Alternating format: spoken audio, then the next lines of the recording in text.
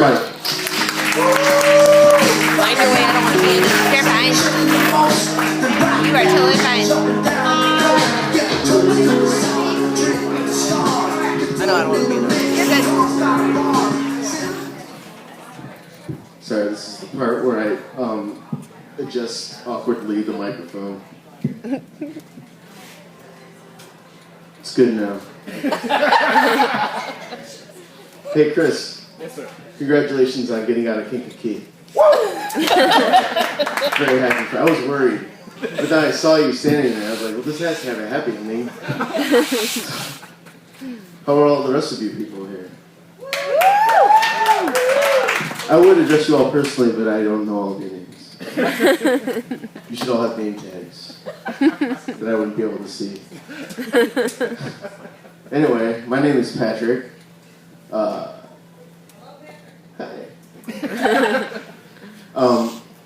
In my life, I've been blessed with many a disease. I'm diabetic. I'm currently battling MS, which I just found out about in July, and twice over a survivor of cancer.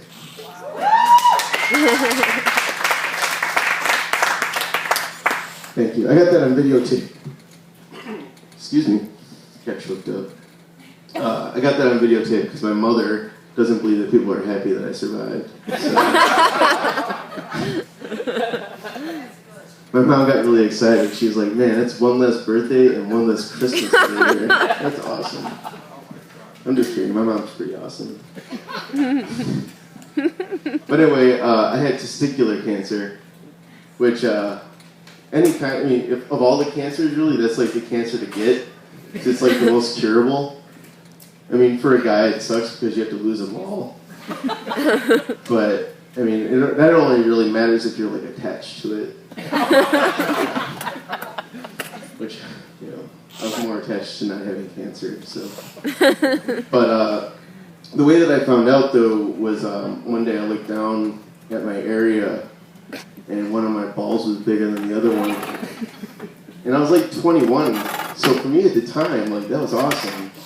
I was like, this is great, I'm gonna get laid a lot more now. Just gotta wait for that other one to get caught up, because right now it's just like a freak in nature. But, I did what any normal person would do too, is when I found out, I knew that I should probably go to somebody to look at it. So I went to my mom.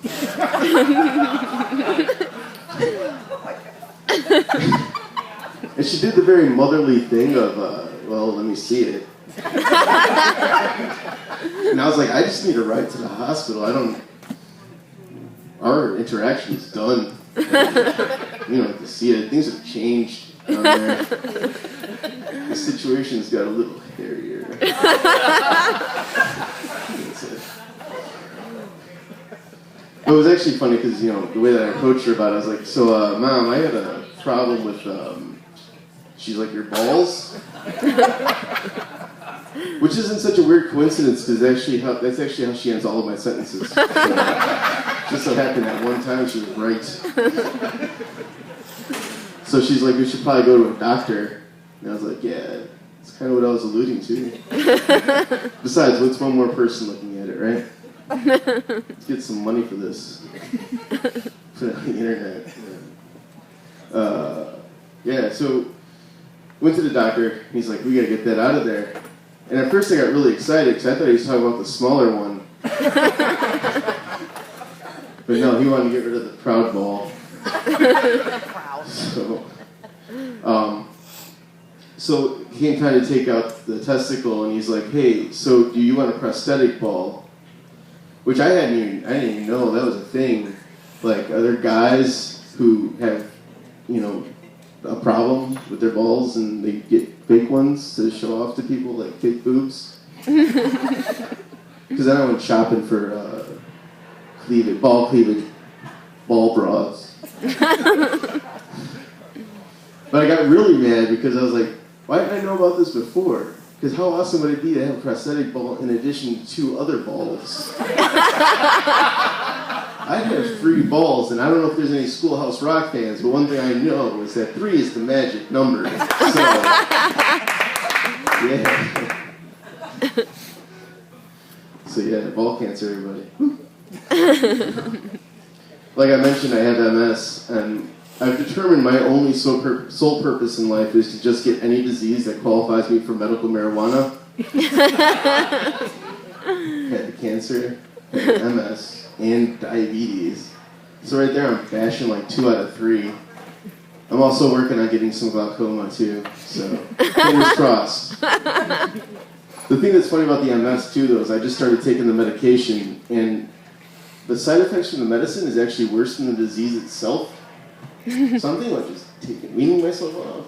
You know, I'll deal with it. You know. That's a new joke. I'm still working on it.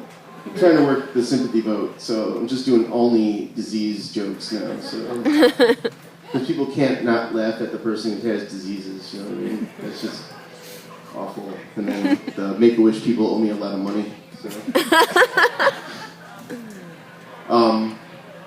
Given all these diseases I have, I make frequent trips to the pharmacy, and because I'm not trying to get healthier, I go through the drive-thru.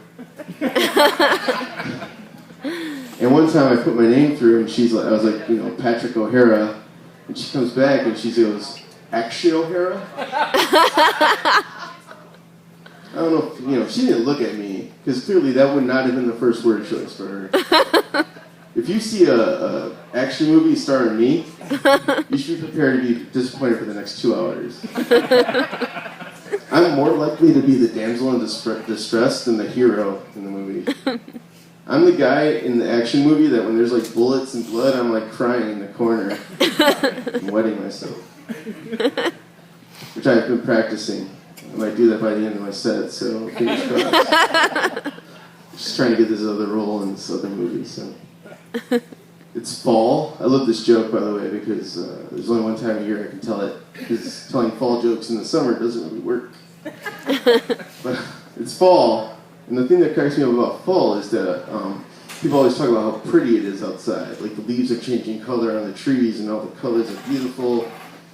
What's happening, though, is the leaves are dying on the trees. So basically, people are saying something beautiful as it's dying.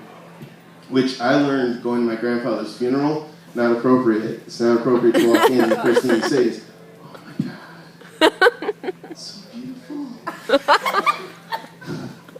He's turning so pale.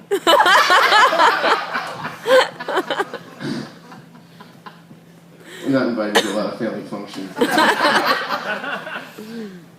am a proud owner of 2 cats. Well, I'm only proud of one. The other one is a thing. My one cat, though, cracks me up because for some reason when it's in the washroom, or not in the washroom, it uses the litter cat. When it's in the litter box, though, for some reason it insists on staring at me the whole time. It creeps me out.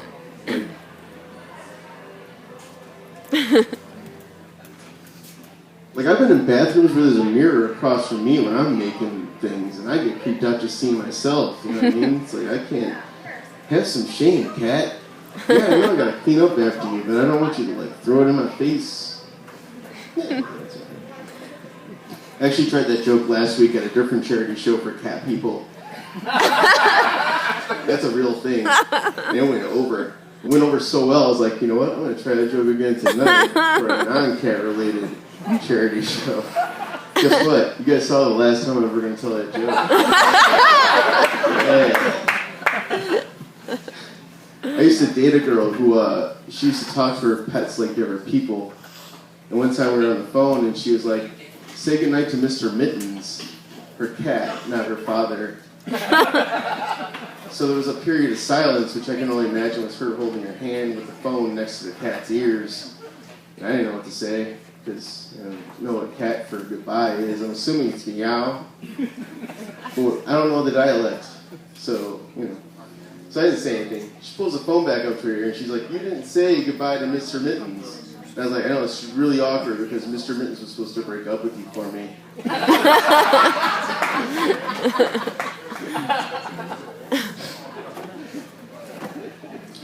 As Chris was talking about, much to the surprise of a lot of people here, comedians don't make a ton of money. We are not. Our names don't begin and end with Robin Williams. So I'm poor. But it's cool because I've managed to convince my girlfriend that going to the pet store counts as a date. I mean, it's like a zoo. You know, they have animals there, fish and cats, dogs sometimes, bugs crawling around, I'm sure. And one thing that cracks me up though is sometimes you'll go in and they'll have like a wall of dogs as you walk in. And they're really cute and they look very docile, and Sarah McLachlan's playing in the background. And then you make the mistake of taking them out of their cage, which apparently is the first time they've smelled human flesh. Because there was this one dog and it just insisted on only biting me. Only biting me. I'm like, oh, this dog licks with its teeth. That's cute. But the pet store lady was like, he's just discovering his teeth. And I'm just discovering my deep-rooted hatred for dogs.